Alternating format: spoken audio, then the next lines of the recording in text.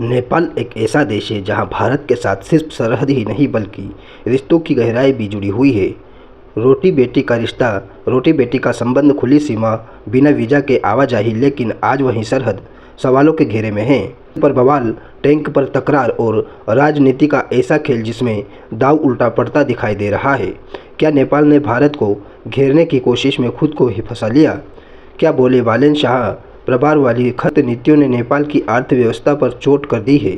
और भारत ने आखिर ऐसा क्या मकसद उठाया कि नेपाल में ही बवाल की आवाज़ उठने लगी? आज की इस खास रिपोर्ट में हम आपको पूरा सच बताएंगे। नौतनवा और सनोली बॉर्डर की जहां पहले लोगों की आवाजाही में अब अपनापन दिखता था, आज वहां लंबी कतारें के तनाव है और नाराज़गी भी। नेपाल में अचानक डीजल की कीमतों में 33 रुपये प्रति लीटर की बढ़ोतरी हुई है। नतीजा, नेपाल के ट्रक, बसें, निजी गाड़ियां सब भारत की सीमा में घुसकर पेट्रोल पंप पर लाइन में लगी खड़ी है। हालात यहाँ हो गए हैं कि भारतीय नागरिकों को अपने ही इलाके में तेल नहीं मिल पा रहा है। अब भारत चुप बैठने वाला नहीं था।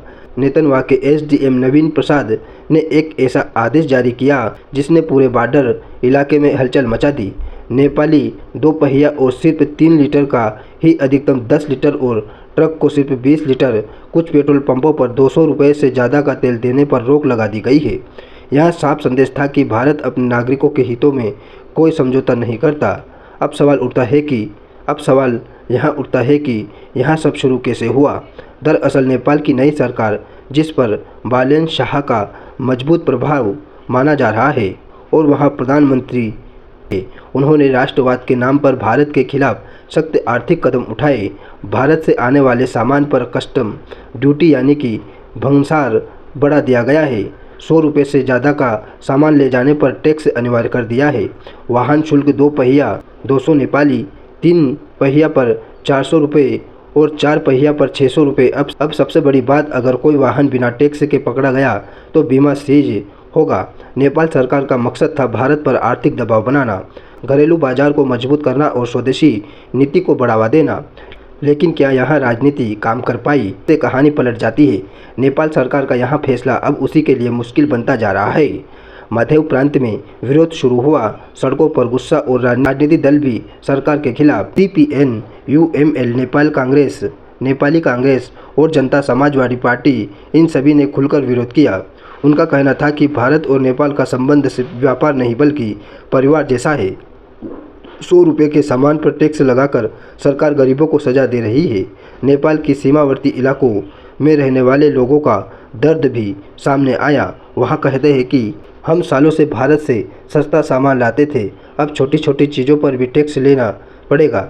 सरकार हमें भूखा मारना चाहती है। यहाँ सिर्फ आर्थिक संकट नहीं बल्कि जन भावनाओं का विस्फोट है।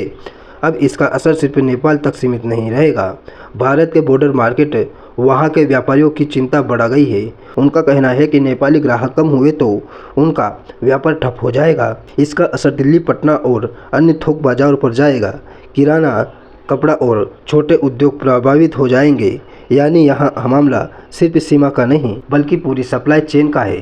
खैर, भारत नेपाल सीमा पर जो कुछ हो रहा है वो सिर्फ एक नीति का असर नहीं बल्कि एक चेतावनी है कि पड़ोसी देश के संबंध सिर्फ राजनीति से नहीं चलते, कि आर्थिक फैसले का आर्थिक सीधा आम जनता पर पड़े और यहाँ की हर गांव पर सफल हो। फिलहाल सरहद पर सन्नाटा नहीं बल्कि सवाल है, कतारें हैं और अनिश्चितता भी दिखाई पड़ रही है।